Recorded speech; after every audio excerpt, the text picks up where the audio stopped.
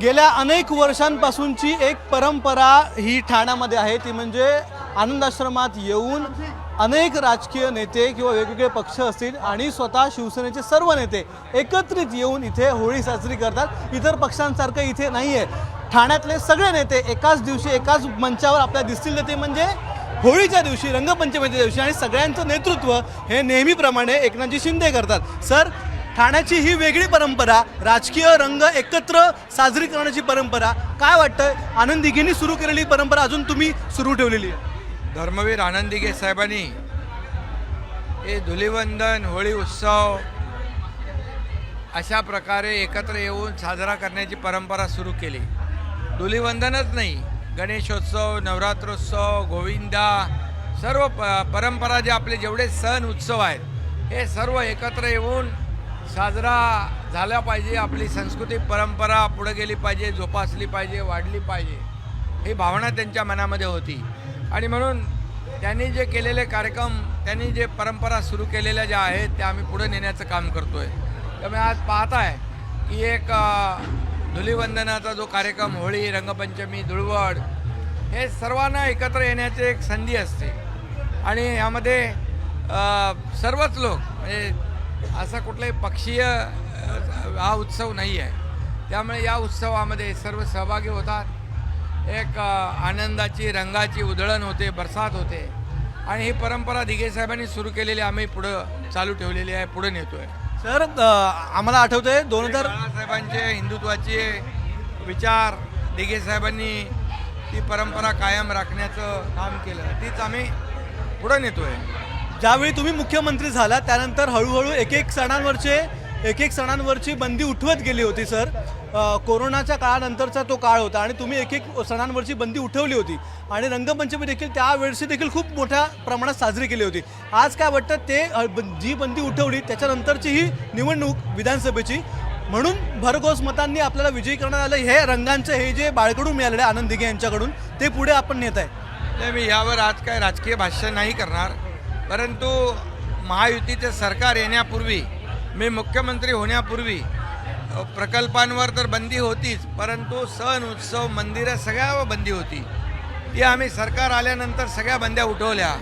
सण उत्सव परंपरा मोठ्या प्रमाणात साजरे होऊ लागले। शेवटी आपली संस्कृती आहे, ही परंपरा आहे, ती जोपासली पाहिजे, वाढली पाहिजे। आणि म्हणून महायुतीच्या कारकिर्दीमध्ये तुम्ही पाहताय प्रत्येक सण असाच आनंदात आणि उत्साहामध्ये साजरा होतोय। तर आजच्या या राजकीय किंवा होळीच्या दिवशी एखादं गाणं कोणतं आठवत असेल तुम्हाला तर, किंवा एखादं ओळ कोणती आठवत असेल तर? पुराण मानो होली आहे, याच्यामध्ये सगळं हे असतं। बरं, विरोधकांना कोणता रंग लावावा असं वाटतो? आमचा रंग भगवा आहे, आणि त्यामुळे विरोधकांनी देखील, आता याच्यात मी राजकारण करत नाही, काय मला राजकीय करायचं नाही, सप्त रंगांची उधळण, आज जेवढे रंग आहेत या सगळ्यांचे रंगाची उधळण होते। परंतु जो हिंदुत्वाचा, बाळासाहेबांचा, आनंद दिघे साहेबांचा जो रंग, किंबहुना सनातन हिंदू धर्माचा रंग जो आहे, हा भगवा आहे। आणि भगवा रंग म्हणजे इतर रंगाचा द्वेष करणं नाही, इतर रंगाबद्दल आकाश ठेवणं नाही, तर सर्वांना सोबत घेऊन जाणारा हा त्यागाचा भगवा रंग आहे। पंतप्रधान नरेंद्र मोदी यांना देखील आत्ताच एक खूप मोठा पुरस्कार मिळालेला आहे मॉरिशसमध्ये। काय वाटतं त्यांच्याबद्दलच्या भावना? इतक्या मोठ्या पुरस्कारामध्ये पहिल्यांदाच एखाद्या भारतीयाला हा पुरस्कार मिळाला आहे। खरं म्हणजे ही तमाम भारतवासियांच्या साठी एक अभिमानाची गोष्ट आहे, एक गौरवाची बाब आहे।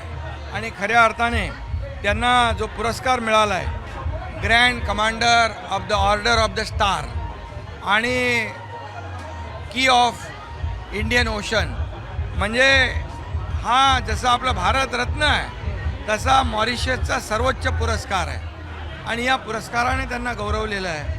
हा भारताचा अभिमान आहे।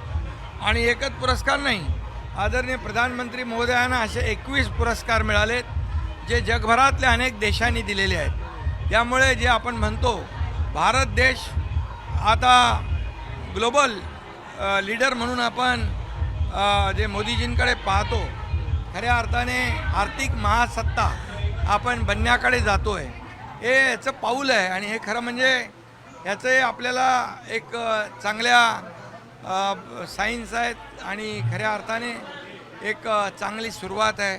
त्यामुळे मी आदरणीय प्रधानमंत्री नरेंद्र मोदीजींचं मनापासून अभिनंदन करतो. मॉरिशस गव्हर्नमेंटचं, त्या देशाचं देखील अभिनंदन करतो. तर शेवटचा प्रश्न विचारू, सगळे नेते एकत्र आहात. येणाऱ्या या वर्षामध्ये आताच अर्थसंकल्प देखील मांडण्यात आलेला आहे. येणाऱ्या वर्षामध्ये संपूर्ण महाराष्ट्राच्या जनतेला कशा शुभेच्छा द्याल? हे वर्ष कसं जाईल? कारण की गुढीपाडवा देखील नुकताच येतो आहे, मराठी नवीन वर्षाची सुरुवात होणार आहे. 2.5 वर्षामध्ये ज्याप्रमाणे आम्ही सर्वसामान्य लोकांचा विचार करून सर्वसामान्यांचं सरकार आम्ही स्थापन केलं आणि मग सर्वसामान्यांच्या आयुष्यामध्ये सुखाचे समाधानाचे दिवस आणण्याचा आम्ही प्रयत्न केला, तसाच प्रयत्न यापुढे देवेंद्रजी, अजितदादा आणि आम्ही टीम बनून यापुढे देखील अधिक वेगाने लोकांच्या जीवनामध्ये चांगले दिवस सुखाचे, समाधानाचे, आनंदाचे यावेत यासाठी आम्ही प्रयत्न करतो. सर्व कार्यकर्त्यांबरोबर, सर्व नेत्यांबरोबर आज एकनाथ शिंदे यांनी होळी साजरी केली आहे. नरेशजी मस्के, मनोज शिंदे, हेमंत पवार, रवींद्र फाटक हे सर्व नेते आज एकत्र होते आनंद आश्रमामध्ये. आणि या आनंद आश्रमामध्ये आपण पाहताय की कशा प्रकारे होळी ही एकनाथ शिंदे आणि सगळ्या शिवसेनेने साजरी केली आहे. सगळ्या महाराष्ट्राच्या जनतेला आज त्यांनी शुभेच्छा दिलेल्या आहेत. कॅमेरामन विनयसह अक्षय भाटकर, एबीपी माझा, ठाणे. एबीपी माझा, उघडा डोळे बघा नीट.